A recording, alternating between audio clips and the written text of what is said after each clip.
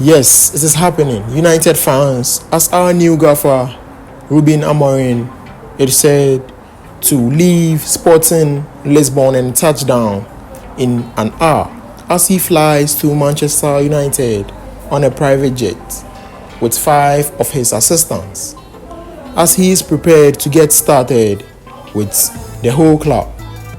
A great news indeed prior to the end of our interim coach, legend Ruud van Nistelrooy. Guys, be with us, follow the channel for more updates on his arrival. Thanks for watching.